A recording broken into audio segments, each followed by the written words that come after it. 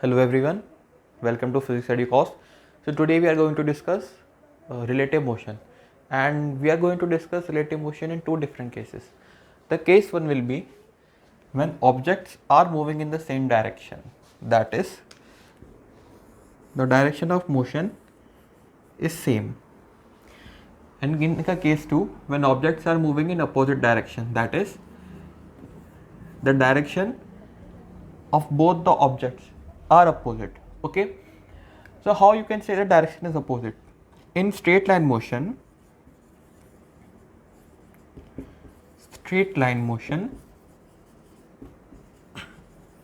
when direction is opposite, then the angle between the direction is 180 degree, and when both objects are in the same direction, then the angle between them is 0. Angle between their directions is 0, and here the angle between their direction is 180 degree. Okay, note it, this is in the case of straight line motion only. Okay, so we are going to start now case number 1, when objects are moving in same direction. Moving on to case number 1. So now moving on to case number 1, when objects are moving in the same direction. Consider a car which is traveling with a velocity of v2 meter per second and another car moving with velocity v1 meter per second. If the car v2, this car v2 wants to overtake this car traveling with v1, then the condition for overtaking will be v2 must be greater than v1. In order to overtake this car, this car's velocity must be greater than v1. That is, v2 must be greater than v1. Only then this car can overtake this car. Okay, consider it to be car number 2 and consider it to be car number 1. If the car 2 has to overtake car number 1, then the v2 velocity must be greater than v1. I will give you an example. Now I will give you an example. Consider this to be the car number 1 and this to be the car number 2. The car number 1 is traveling with a slow velocity in this direction, and suddenly a car much faster overtakes it. This comes and overtake this truck. Okay, what's happening? Both the objects are moving in the same direction, but the velocity of this object is faster than this one. The velocity of this car is faster than this car. You can see clearly. Okay, you can see both the cars moving in same direction, but this car has a much greater velocity than this one. Okay, so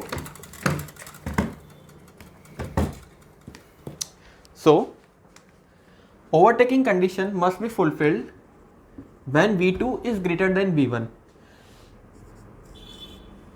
Now our overtaking condition is fulfilled and v2 is greater than v1. Can you tell me the time in which this car 2 will overtake the car 1?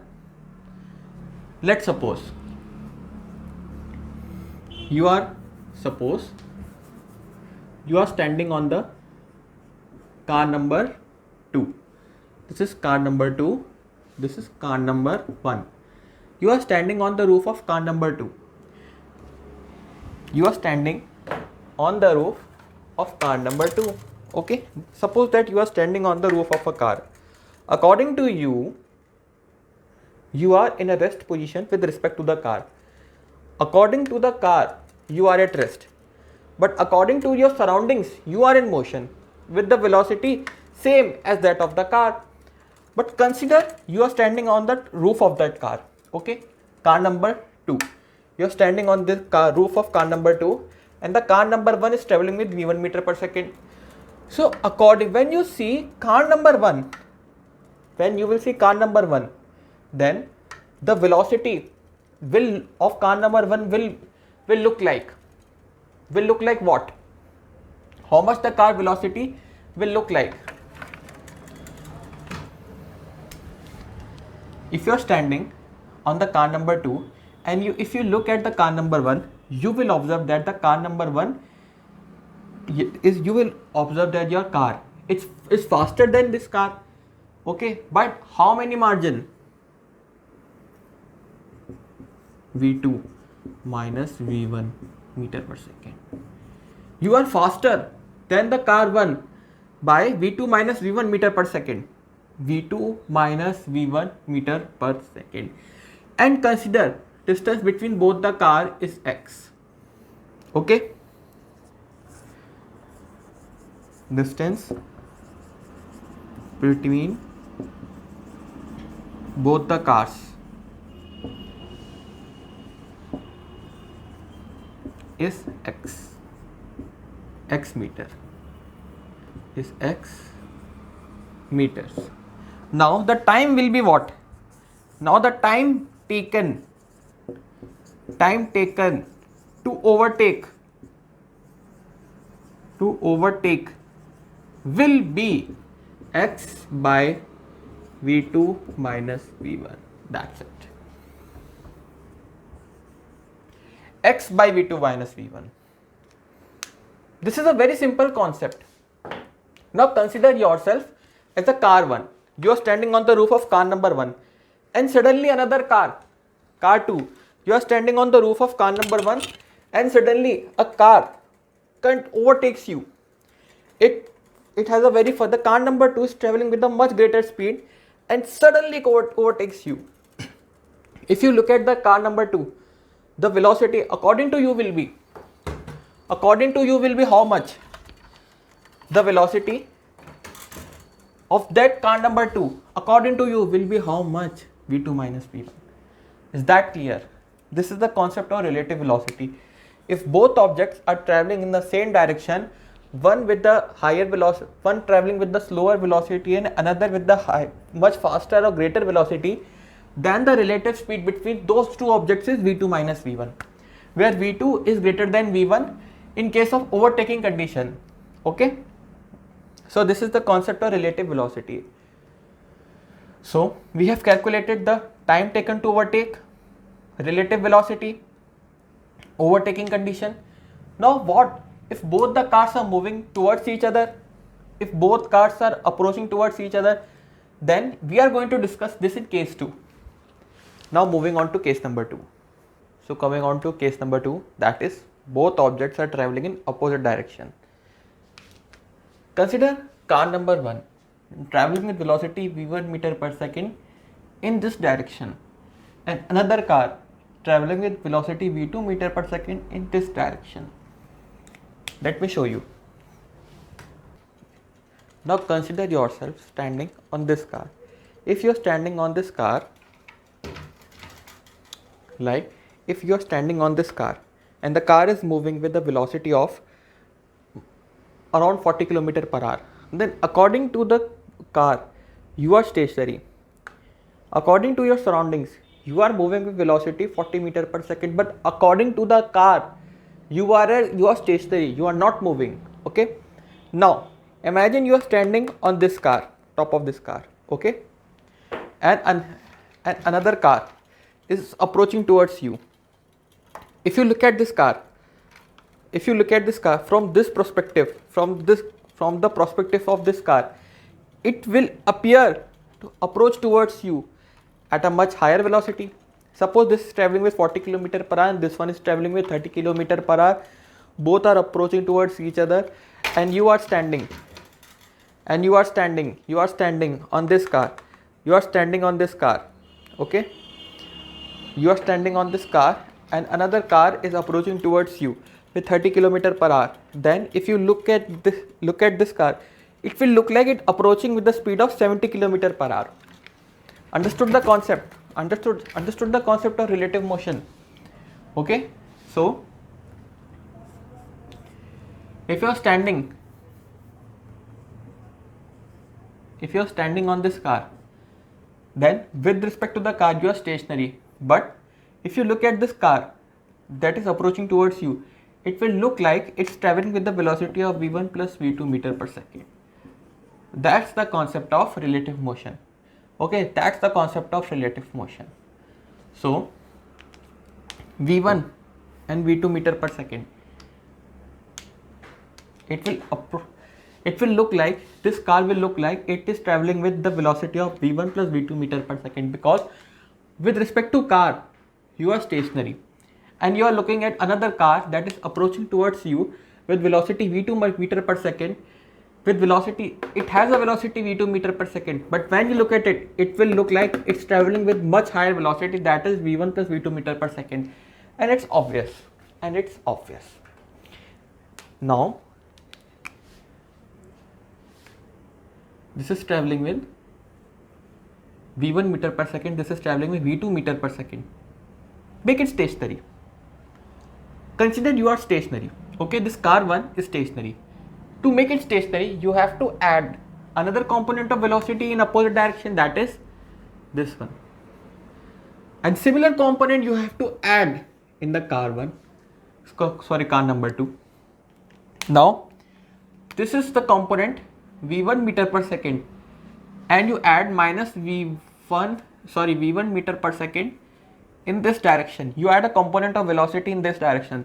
The both component of velocity cancels each other, and this car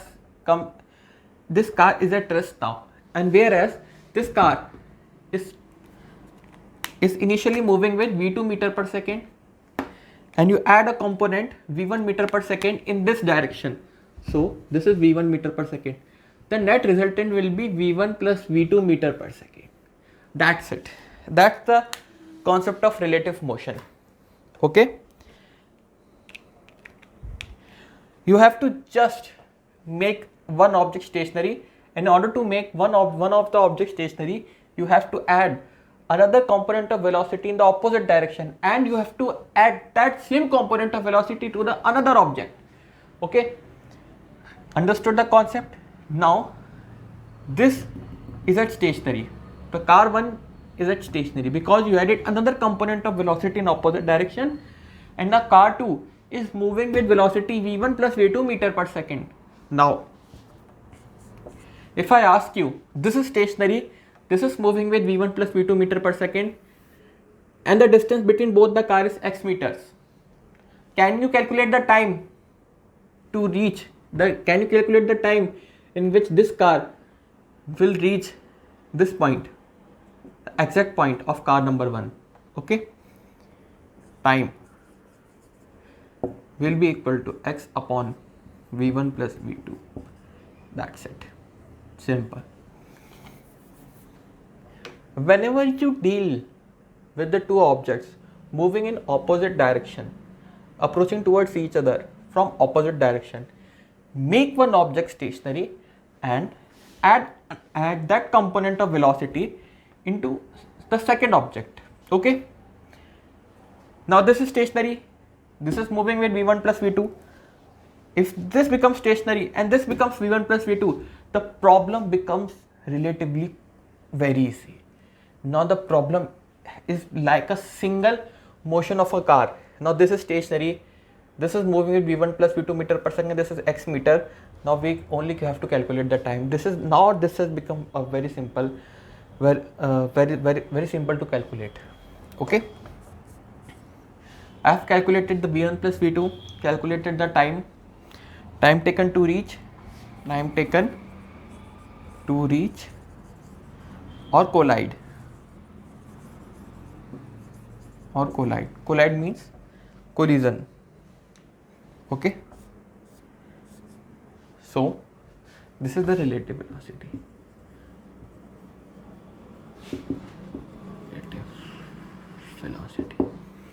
Okay, this is the time, this is the relative velocity.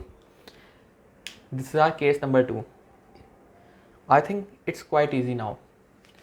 Whenever you have to deal with these, always remember, whenever you have to deal with this type of problems, write a note point, make one object stationary,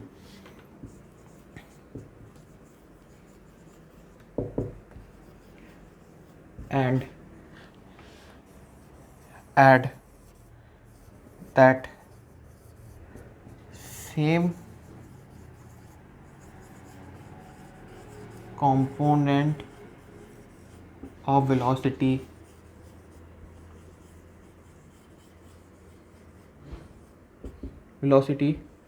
to add that same component of velocity to second object.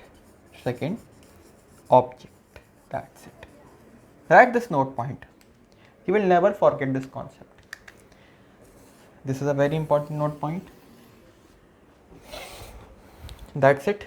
This is our case number 2 of two objects moving in the opposite direction, that is approaching towards each other. This is a case where objects are approaching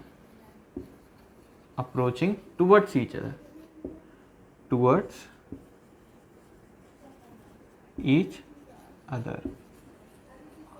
Okay, simple. I think it's quite simple. Okay, so this completes our case 1 and case 2. Now I'm going to discuss, in the next video I'm going to discuss another important concept, that is concept of upstream and downstream. Okay, thank you.